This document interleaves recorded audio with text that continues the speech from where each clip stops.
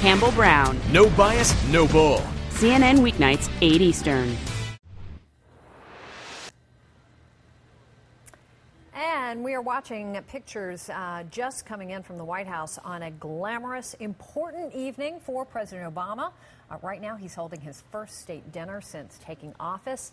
The guest of honor, India's Prime Minister Singh and his wife. You will recognize many of the other attendees. It is a night of pageantry and politics. And we're going to bring you all the toast and all the speeches live in our hour. Meantime, our White House correspondent, Dan Lothian, is standing by, along with presidential historian Douglas Brinkley, who's with us tonight as well. Welcome to both of you. Dan, let me start with you on this. You know, these dinners are highly choreographed events. Just walk us through how the night is going to play out. What can we expect? That's right. Well, I'll back up a little bit just to tell you how this all began. Earlier this evening, we saw the guests arriving here, entering through the north portico, which is the front of the White House, and through a side entrance as well. And then President and Mrs. Obama were at that north portico waiting for the Prime Minister and his wife to arrive. They greeted them and then escorted them inside. And as you mentioned a few minutes ago, what we're waiting now is for the official toast for the evening. Then all of the guests will sit down, they'll have their dinner, and then, of course, there'll be this wonderful entertainment here. And Dan, I know a lot of speculation about just who was going to get a ticket to tonight's dinner. That's right. Give us a quick your quick preview of the guest list. We're sort of watching them too. I should let you know as well. Our viewers can see many of the people arriving now. That's right. Well, first of all, I can point out that as you notice, I'm out here and not inside. So as hard as I tried, I was not able to get inside. But our own Sanjay Gupta was one of the lucky 320 or so folks who did get invitations. Here is the book, I guess, of all the invitees, 13 pages of all the names. It's really a who's who of folks from politics to entertainment. We know that some broadcasters also in there, Katie Couric, Brian Williams inside, Steven Spielberg from Hollywood, actor Blair Underwood, so really some big names. Colin Powell, former Secretary of State, is also here, and then, of course, members of the Obama administration, Indian delegation as well. So big names showing up here tonight for the event, and it's far from over. And you hinted at this a little bit earlier, but things like the menu and the entertainment, all chosen for very specific reasons. Give us the thinking there.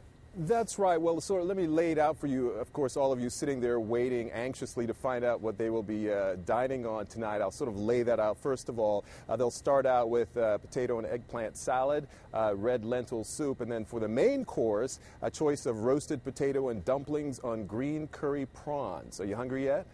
And then, of course, here's an interesting thing. They'll be having a salad and with the lettuce and the herbs come from the garden here at the White House, and all of this will be served up on china that spans three presidencies here at the White House: Eisenhower presidency, the Clintons, and then George W. Bush as well. So fancy china for this great evening. And of course, the entertainment then, which comes after the dinner, the headliner here tonight will be Jennifer Hudson, who, of course, became known to everyone on American Idol, but has won, you know, sort of every award that you can win out there, from Oscar to Grammys.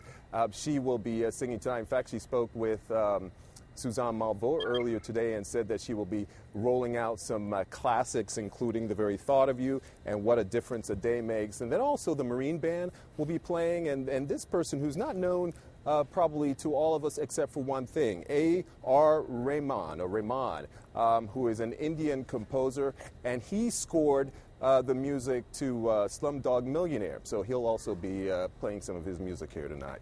All right. Let me bring in Doug Brinkley now to give us sort of a more big picture overview here. Doug, what does it say that the Obama administration is extending its first official state dinner invitation to India? Well, it tells you how important that relationship's been. And George W. Bush, of course, had a state dinner for the Indian Prime Minister also. But really, since 9/11, India's become our great ally. They're fighting with the United States in the war on terror. Their Indian intelligence is essential in understanding what's going on along the Pakistani-Afghan border. And just trade. I mean, India's become the world's great democracy, and the United States has so much to gain. And I might add to the list of all the celebrities, a lot of Indo-American business people who are very engaged in American politics are coming. The Republican parties courted them with Bobby Jindal, who will be there tonight, the governor of Louisiana, but also many of them are Democratic donors too. So it's really an evening to celebrate this very special relationship between the United States and India. And Doug, you've studied, obviously, many administrations and how they have approached this. President and Mrs. Reagan, they love to throw parties. They had, I think, 57 state dinners. President Bush hated it. He liked to go to bed early. He had only 6 state dinners. Where do you think the Obamas are going to fall in terms of how they approach this and how they use it? I think probably a little bit more of a middle ground. A lot of times how many state dinners you have depend on whether there's economic prosperity or not. When the economy started humming in the 1990s, Bill Clinton would throw them all the time. But this year, for example, we have over 10% unemployment. And it's a taxpayer's cost, these dinners. So there's an aspect of it that's slightly ostentatious. So you want to make sure that you don't do too many. President Obama's been later. Usually where he's doing this one Thanksgiving week. Usually incoming president has one in May, his first year in office, or June.